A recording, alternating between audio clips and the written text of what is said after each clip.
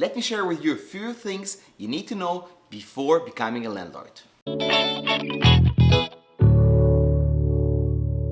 Number 1. Treat it like a business. Becoming a landlord is indeed a business. And if you're treating it as a hobby, you might be becoming behind by a lot, and you will not treat this as a business opportunity, and you will realize that you're not spending enough time taking care of the home that you're renting out.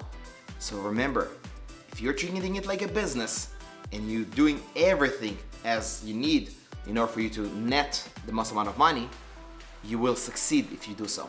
Learn the rules and the regulations. I'm here in Ontario and we have a tenant board that is very strict with landlords and helps a lot with tenants.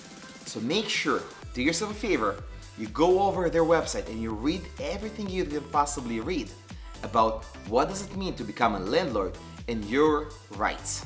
Number 3, make sure you screen your tenants. And what do I mean by that? As a landlord, it is your responsibility to take the time and to read and understand the application of your tenants. The one thing that you want to stay away from are professional tenants. So do yourself a favor, spend as much time as you need to read this application, the rental application. Make sure you speak to their references, speak to the employers, to where they are working and how long they have been there. This is the very important step that you have to do.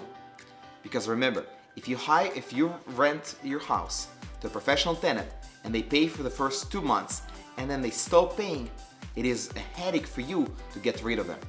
So spend as much time as you need understanding who are the tenants and what behind the tenant. This is so important, but I really want to make sure that you understand. One day of reading and understanding the tenant can save you a lot of headache and a lot of loss that you can have in the future. Another thing that you must understand, between a landlord and a tenant, you want to make sure that there is a professional relationship, which means you're not there, you're a business and you have to treat it like a business. We already talked about it. But another thing that you want to make sure, when you're texting each other, you're sending each other SMSs, avoid any smiley faces, avoid anything that will be like a friend. If you're the boss, this is what you have to remember. If you're creating a relationship that is all about happy feelings, smileys, and if they don't pay you in time, you're like, it's okay, no big deal. No, it is a big deal, because if they don't pay you once in time, second time in time, third time in time, you're now a business that is losing money. So make sure that you're very strict and there is this distance between you and the tenant.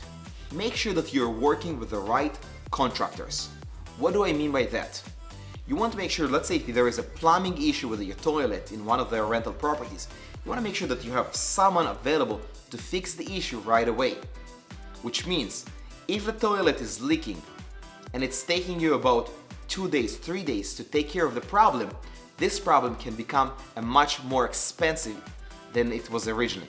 So make sure that in every rental apartment, you have someone on site, you have a contact of any trade that it can be done within hours.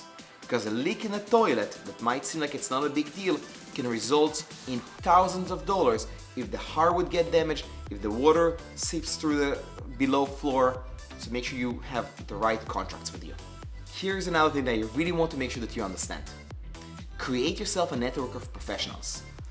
It doesn't really matter where the rental apartment is, but you want to make sure that you have an electrician, a plumber, a painter, any professional contractor that you can have.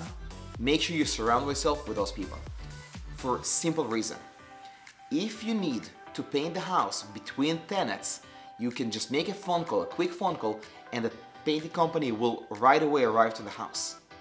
If you don't have this, and every time you have to start looking for a new company to hire, you're going to waste opportunities, you're going to waste time. So do yourself a favor. Surround yourself with a network of reliable professionals.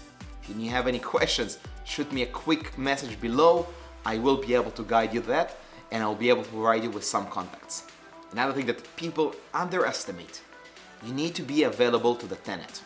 If there are any issues, even a small minor issue, You want to be able to addressing this issue right away. We have a small leak for some reason from the roof.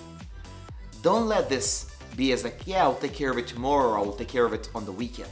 A small leak in the roof can result in a bigger issue over time.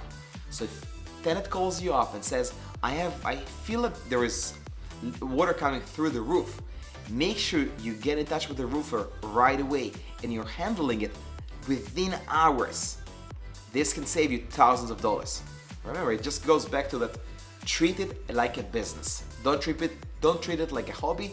Make sure that you have right contacts in place and you're doing everything you can as a business. When it comes to renting out your property, make sure that the rental house is set up as a rental. What do I mean by that? If you spend thousands of dollars into making it with fancy hardwood floors, but then a tenant scratched them and you're all upset about it, remember, it's a tenant, it's not their house. They don't need to treat it like it was their own home. And we are not all equal. So do yourself a favor, do not spend thousands of dollars into changing and making sure there is expensive hardwood floors installed in your home, because you really don't need it and it will cost you thousands of dollars to repair it if it does become scratched after 1 year. And here is the last step I will tell you that is quite honestly probably the most important one. It's the communication. I know it seems like it's an obvious one, but a lot of people miss it out.